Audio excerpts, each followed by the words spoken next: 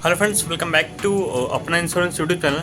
और आज की इस वीडियो में हम लोग डिस्कस करेंगे कि हमारी LIC की जो पॉलिसी है वो अगर 1 साल 2 साल 3 साल 4 साल 5 साल 6 साल अगर चली है, इसके बाद अगर बंद हो गई किसी कारणवश, एजेंट की वजह से बंद हो गई या आपके पास उस टाइम पे किसका पैसा नहीं था इस वजह से बंद हो गई, तो हमें आगे क्या करना चाहिए? उसको कंटिन्यू करना चाहिए या आगे कंटिन्यू नहीं करना चाहिए? क्या करना चाहिए?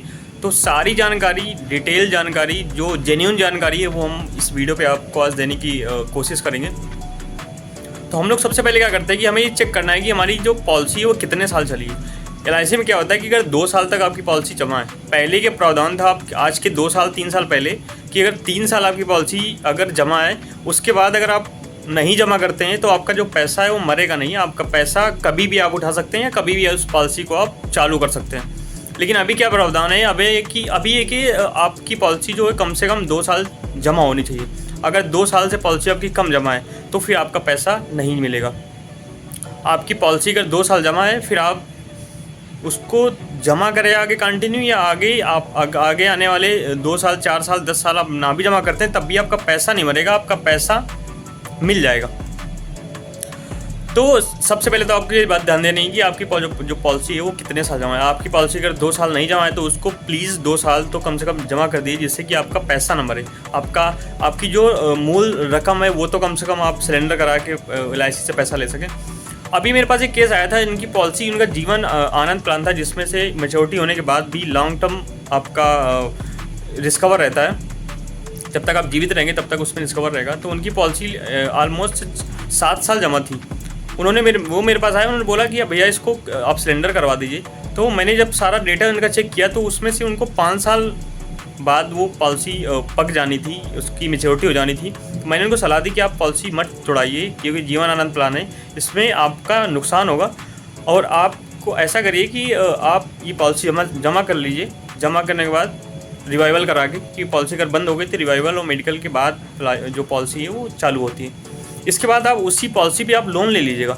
जैसे आप उनका लगभग 92,000 रुपये जमा होना था। तो आप अगर ऐसा आपको लग रहा हो कि यार मेरे पास एक साथ इतनी रकम 92,000, 50,000, 40,000, 1.5 लाख की रकम एक साथ हम कैसे जमा करेंगे, तो आप किसी तरह से आप उसका जुगाड़ करके आप वो जो पॉलिसी है उसको चालू करा लीजिए। इसके बाद उसी पॉलिसी पर आप लोन ले लीजिए।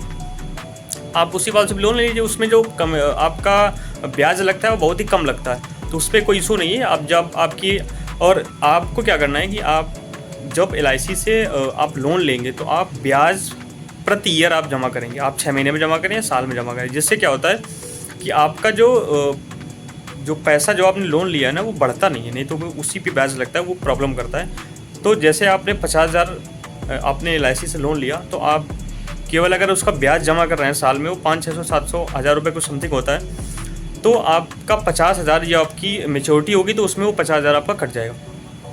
तो सारे LIC के जो उस पॉलिसी जो आपने लिए तो उसके सारे बेनिफिट आपको मिल जाएंगे। तो आप ये चीज़ आप नोट करिए और आप ये चीज़ ध्यान रखिए कि आपको देखना है कि आपकी जो पॉलिसी है वो कितने साल जमा है। आपकी पॉलिसी अगर कम साल जमा है और आपको लग रहा है कि इसको चलाना चाहिए तो फिर आप उसको चला लीजिए। आप किसी एजेंट की वजह से आपकी अगर पॉलिसी बंद हो गई या किसी और वजह से पॉलिसी आपकी बंद हो गई या आपकी कोई और वजह है, तो आप नीचे कमेंट कर देंगे, हम उस पर आपको वीडियो दे देंगे। लेकिन मैंने देखा है कि मोस्टली लोगों की ये प्रॉब्लम है कि उनकी पॉलिसी बंद है, उनका एजेंट जो था, क्योंकि 1 साल तक कमीशन अच्छा मिलता है, 1 साल बाद कमीशन कम हो जाता है, तो कोई ध्यान एजेंट देते, जो अच्छे एजेंट है वही केवल ध्यान देते हैं, बाकी एजेंट ध्यान देते नहीं है।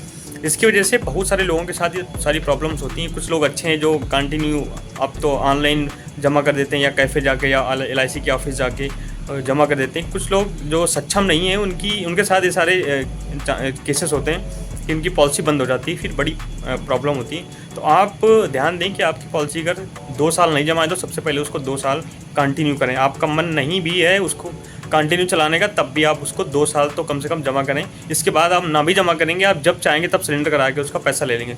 उसमें क्या होता है कि जब हम सिलेंडर कराते हैं तो उसमें जो रिस्कवर आपको, जैसे आपका बीमा 5 लाख का है तो 5 लाख का जो रिस्कवर होता है या जो एजेंट को कमीशन मिला वो सब मिला के वो सब पैसा कटता है। इसके बाद जो आपकी मेन रकम जो बचती है वो आपको उस पर मिल जाती है। तो आपकी पॉलिसी अगर 5 साल 6 साल 7 साल जमा है तो उसको आप रिवाइवल करा के पूरा पेमेंट एक साथ उसमें जमा करना पड़ेगा आपको। जमा करके आप उसकी पॉलिसी को चला लें, जिससे कि आने वाले 5 साल 10 साल में आपकी मैच्योरिटी हो जाएगी और आपके सारे बेनिफिट्स आपको मिल जाएंगे। आप अगर सरेंडर कराएंगे तो आपको कोई भी बेनिफिट नहीं मिलेगा, आपकी जो रकम है वो भी पूरी नहीं मिलेगी, वो भी कट के मिलेगी। और आप अगर कैपेबल नहीं जमा करने के तो आप ऐसा करें कि उसी से आप लोन ले लें। आप पहले पॉलिसी जमा कर लें, फिर आप उसी से लोन करा लें, जिससे कि आपका जो बजट है वो भी गड़बड़ाएगा नहीं और आपको LIC के उस पॉलिसी के सारे बेनिफिट्स भी आपको मिल जाएंगे।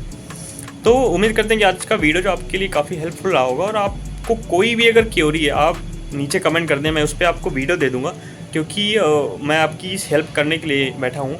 और अच्छा है कि जब आप पॉलिसी कराएँ तो एक अच्छे एजेंट से कराएँ।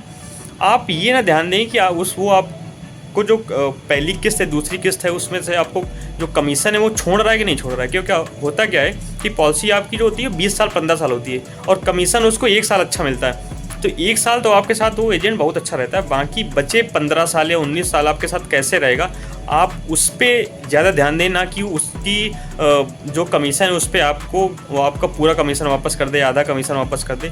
तो ये चीज़ आप जब पॉलिसी करा रहे हो तो बिल्कुल ध्यान दें। और कोई भी समस्या हो तो आप नीचे कमेंट कर दें, मैं उस पर आपको वीडियो दे दूँगा। Thank you so much.